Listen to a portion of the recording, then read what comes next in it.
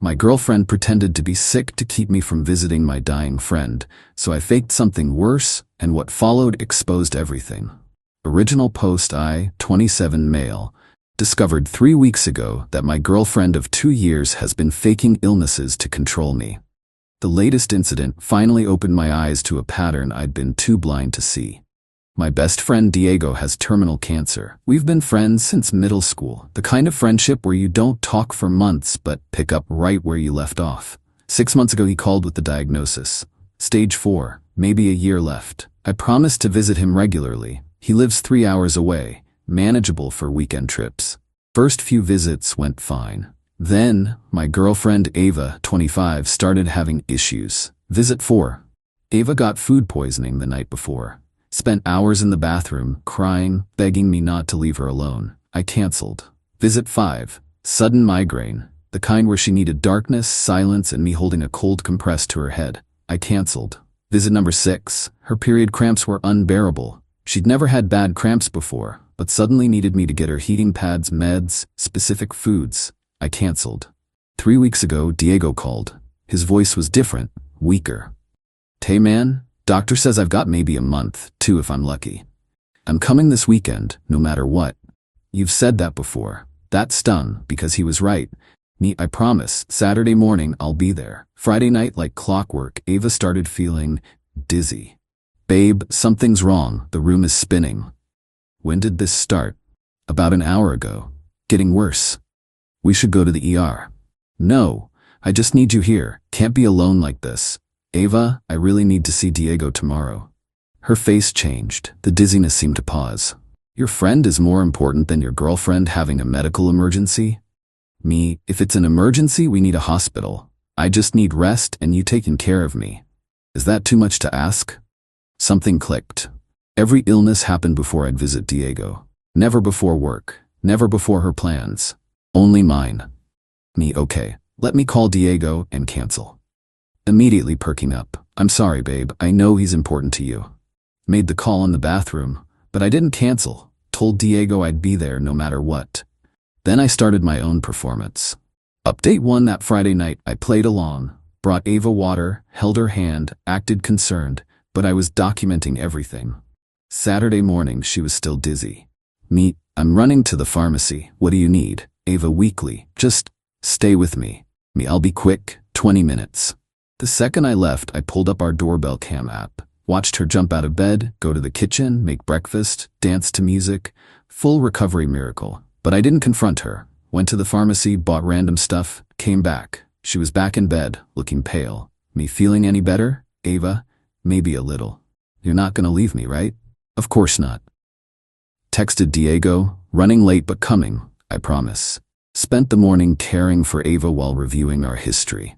Concert tickets I'd bought months in advance. She got stomach flu. My cousin's wedding. She had a panic attack. Company retreat, she sprained her ankle, no swelling, walked fine when she thought I wasn't looking. My mom's birthday dinner, allergic reaction to something, never figured out what. Every single time I had plans without her, she had a crisis. By noon, I told her I needed groceries. Me, "We're out of everything. I'll do a big shop." Ava, "Don't be long, I might pass out." "Should I call your sister to come over?" Ava, "No, I don't want to worry her." Left and drove straight to Diego's. 3-hour drive, trying not to speed, checking my phone at every light. 12 missed calls from Ava by the time I arrived. Diego was in worse shape than I imagined. Lost so much weight, but his smile when he saw me, worth everything. "Diego, you actually came." Me, "I'm sorry it took this long to see clearly." Spent 4 hours with him, talked about everything, nothing. Showed him photos from our old trips, laughed about high school, cried when he showed me letters he'd written for people to read after. He gave me one with my name on it. "Diego, not yet, read it, after." When I left, we both knew it might be goodbye. Drive home, I had too many missed calls, multiple texts, starting concerned, escalating to furious. "Where are you?" "It's been 3 hours. I'm calling the police." "How could you abandon me? I know you're ignoring me." "If you're with him, I'm done." Pulled into a parking lot, called her, screaming, "Where were you?" Me, calm. Grocery store was packed, then car trouble, just got it sorted.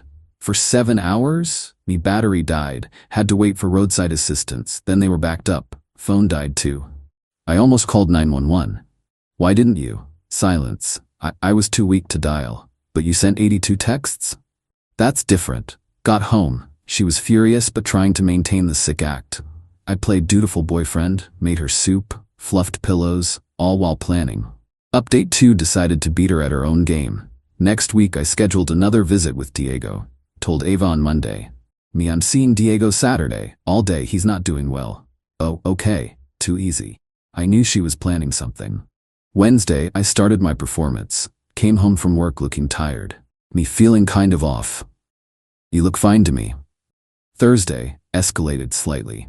Me think I'm coming down with something. Throat scratchy. Ava, take some vitamin C. Friday morning I set my trap. Called in sick to work. Legitimately. Saved up sick days for this. But didn't tell Ava. Went to Diego's instead. Spent the day with him. His wife Carla was there too. We went through old photos. Diego was weaker but in good spirits. Diego, 2 visits in 1 week? Am I that irresistible? Me, making up for lost time. Around 2 p.m. texted Ava from Diego's bathroom. Me came home sick from work, fever of 102, in bed. Oh no, I'll come home early to take care of you. No need, just resting. Nonsense, my poor baby needs me. Interesting, when she's sick, I can't leave. When I'm sick, she's suddenly Florence Nightingale. Watched through our security cam app as she came home at 3 p.m. She went straight to the bedroom, found it empty. The confusion on her face was priceless. She called me, I let it ring. Texted, sorry, sleeping, fever really bad. Where are you? You're not in bed. Me, guest room, didn't want to get our bed all sweaty. We don't have a guest room, 1-bedroom apartment. She went searching, checking bathroom, closet, even looking under the bed like I'm hiding. Finally called again. Stop playing, where are you? Told you, resting, why are you yelling at a sick person? You're not home. Me, of course I am. Where else would I be? I'm literally standing in our apartment. Me, fever must be making me confused. Maybe I'm at urgent care? Can't remember. Are you with Diego? How could I drive 3 hours with a 102 fever? That's dangerous. She hung up, started blowing up my phone. I silenced it and went back to Diego. Around 6 p.m., opened my phone to 73 texts. She'd escalated from confusion to rage to bargaining to threats. The best ones, I know what you're doing. This is cruel. I'm packing your stuff. We're done. Please come home. I'm sorry. I'll change. You're fake sick to see him. That last one. Self-awareness almost breaking through. Drove home around 9 p.m. Ava was on the couch surrounded by tissues. She'd been crying, real tears this time. Me looking confused. Why are you home? Thought you had girls' night? Ava, girls' night? You texted me you were sick. I did? Must be the fever. Been passed out all day. Ava, stop lying. You were with Diego. How? I've been here sick. I came home. You weren't here. You came home? When? 3 o'clock. Thought you had that important meeting until 5? She realized her mistake. She'd left work early to care for me, or more likely catch me lying.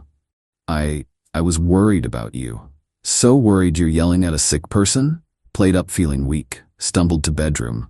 She followed, alternating between accusation and concern. Update 3 that weekend, I visited Diego as planned. Ava had a mysterious recovery from her emotional trauma and tried a new tactic. Ava, I'm coming with you. Me, to see Diego? Yes, I should support you during this difficult time. Never once in 2 years had she offered to meet Diego. Now suddenly interested. That's sweet, but he's only up for close friends right now. I'm your girlfriend. I should know your friends. You've had 2 years to meet him. Her mask slipped for a second. Pure fury flashed across her face. Ava, recovering. Fine, but I don't want you driving emotional. I'll drive you. Me? I'm good, thanks though. Saturday came, no sudden illness from Ava. Instead, she was aggressively healthy. Woke me up with breakfast, packed me snacks, kissed me goodbye. Too normal. I checked my car before leaving, found an AirTag hidden under the passenger seat. Left it there, drove to a mall parking lot first. Moved the AirTag to a random car with out-of-state plates. Then drove to Diego's. An hour into my visit, got a text. Ava, hope you're having fun at the mall. Me, what mall? 20 minutes later, why did you drive to random state? Me, I'm at Diego's. Why would I go to random state? She called screaming about tracking me, how I was gaslighting her. I hung up and turned off my phone. Diego noticed. Girlfriend troubles? Me. Something like that. Life's too short for toxic people, man. From a guy counting days, that hit different. Spent 6 hours with him. His sister flew in from the coast. We all knew why. When I left, Diego grabbed my hand. Thanks for fighting to get here. I'll be back next weekend. Just smiled. We both knew there might not be a next weekend. Final update, the unraveling. Got home to find Ava had gone nuclear. My clothes were in garbage bags by the door. She'd changed the locks, apartments in my name by the way. Was sitting on the couch with her best friend Mina as backup. Ava, we're done. Get out. Me, this is my apartment. I don't care. You're a liar and manipulator. I visited my dying friend. While lying about where you were. Me, like when Ava lies about being sick. Opened my phone, pulled up the doorbell cam footage from every time she'd faked illness. The dancing, the snacking, the yoga routine she did during her severe back spasms. Mina's face changed as she watched her supposedly bedridden friend doing jumping jacks. Ava, what is this? It's not what it looks like. Those are from different days. They're time-stamped. Then I showed them my spreadsheet. Yeah, I'd made one. Every fake illness, every canceled plan, every event she'd sabotaged, 2 years of data, multiple fake illnesses, 31 canceled plans with friends' family, 14 emergencies during my work events, estimated 240 plus hours of caregiving for fake symptoms. Mina, you faked being sick 47 times? I didn't fake, I have anxiety. Being alone triggers. You're alone every day while I work. That's different. You're right, it is. I'm done playing nurse to your manipulation. Told her she had 1 hour to pack, my apartment, my name on the lease, and I had documentation of her fraud. Ava, fraud? I never stole anything. Theft of time is still theft. Plus, remember when you called out sick from work to guilt me into staying home? 3 times? Your boss might find that interesting. She went pale. Started the tears again. You wouldn't. Leave peacefully, and I won't. Make this difficult, and I'll send your boss the videos of you doing TikTok dances during your emergency surgery recovery. Mina helped her pack. As they loaded her car, Mina pulled me aside. I'm sorry. I didn't know. She's good at playing victim. Those times she said you abandoned her when she was sick. I was visiting my dying friend, every time. Mina looked sick herself. She'd been enabling Ava without knowing it. Before leaving, Ava tried one more manipulation. Ava, I only did it because I love you. I just wanted us time. Me, you wanted control. Love doesn't trap people with lies. I'll change. I'll get therapy. Great, do that. Away from me. She left, still playing victim to anyone who'd listen, but I'd already shared the evidence with our mutual friends. The narrative crumbled quick. That was 2 weeks ago. Diego passed away last Tuesday. I was there, holding his hand, because I wasn't trapped by someone's fake crisis. At his funeral, Carla pulled me aside. Carla, he was so happy you came those last weeks. After months of you canceling, he'd started to think. Me, I know, I'm sorry. He understood in the end, said you looked lighter, free. I was. Been a month now. Ava's tried everything. Suicide threats, called wellness check, she was fine. Pregnancy scare, impossible, we used protection. Family emergencies, her mom confirmed nothing was wrong. Break-in at her new place. Security footage showed nothing. Each lie gets documented. Building a case for a restraining order if needed. Found out through Mina that Ava lost her job. Apparently, her boss did some digging after I mentioned the fake sick days. Found a pattern going back years. Fraud is fraud. She's living with her parents now. Still posting on social media about being betrayed by a narcissist. And surviving emotional abuse. Comments aren't buying it though. Truth has a way of surfacing. Me? I'm in therapy. Real therapy for grief and to understand how I ignored red flags for so long. Turns out, growing up with a hypochondriac mother normalized this behavior. Working on that. Started volunteering at the hospice where Diego spent his final days. Helps me feel connected to him. Carla joins sometimes. Read Diego's letter finally. Simple words that hit hard. Stop letting people steal your time with fake emergencies. Real emergencies don't conveniently happen on schedule. You know the difference. Trust yourself. Life's too short to be someone's emotional hostage. He knew. Even when I was too blind to see it, he knew. Last week, went on a first date. Told her up front, I don't do fake sick days. She laughed, said good, neither do I. It's a start. Sometimes the best revenge isn't elaborate.